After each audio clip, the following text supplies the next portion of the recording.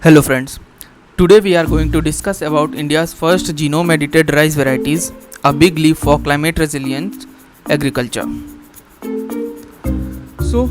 Imagine rice that gives you higher yields, withstands drought and salinity, consumes less water and emits fewer greenhouse gases without any foreign DNA. Sounds futuristic, right? Well, the future is now. So basically on May 4, 2025, Agriculture Minister Shivraj Singh Chauhan has unveiled India's first ever genome-edited rice varieties, a milestone achievement by the ICAR or Indian Council of Agriculture Research.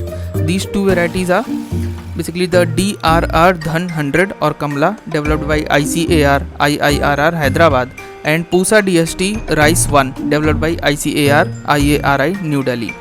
So these aren't genetically modified. These are not GMOs. Instead, they are genome edited using the CRISPR-Cas9 technology, allowing precise, safe, and natural gene tweaks.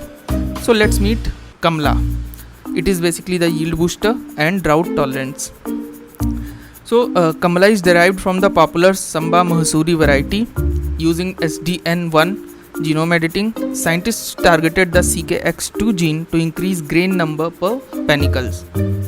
So the key gains of this variety is basically it is 19% higher in yield than its parent variety, which is Samba Mahsuri, and it matures 20 days earlier. Basically it is matured in 130 days.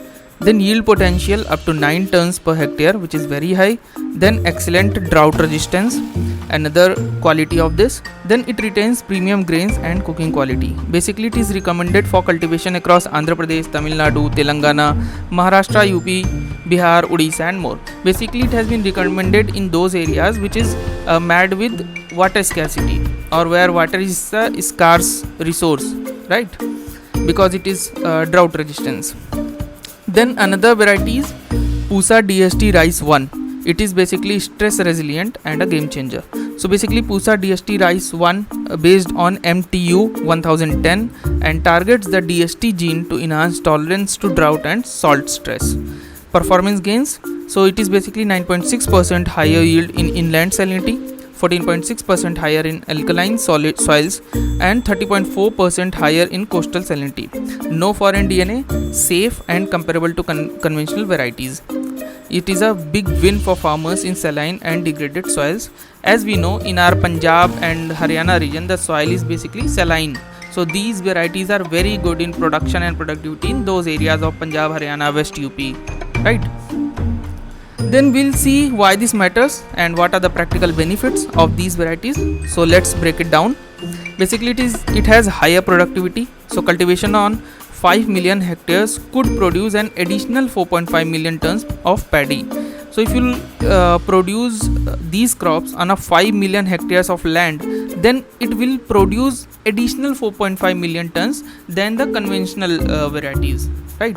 Then water saving. So Kamla's shorter duration saves 3 irrigations and translating to 7,500 million cubic meters of water, which is large.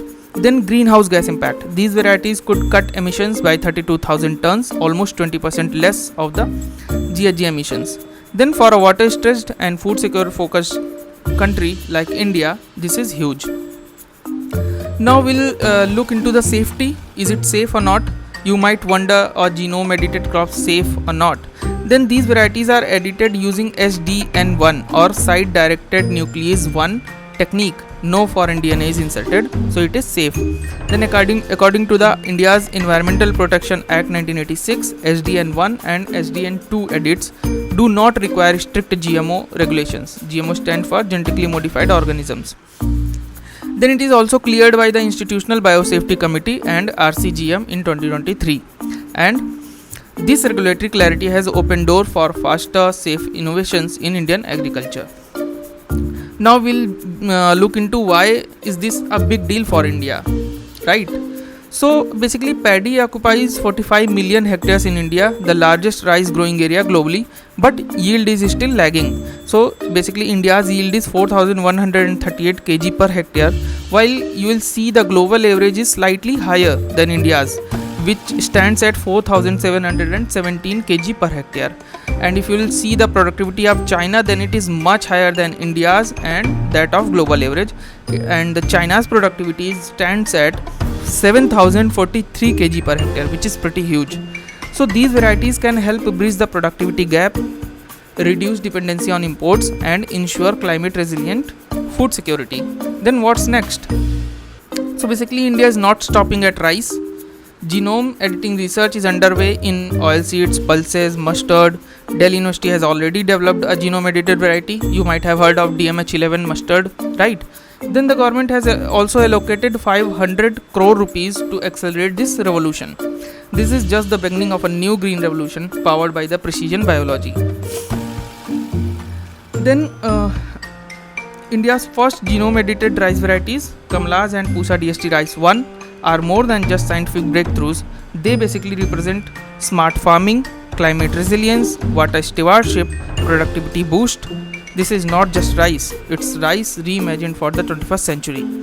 And follow Strive as IS for more such current affairs related update.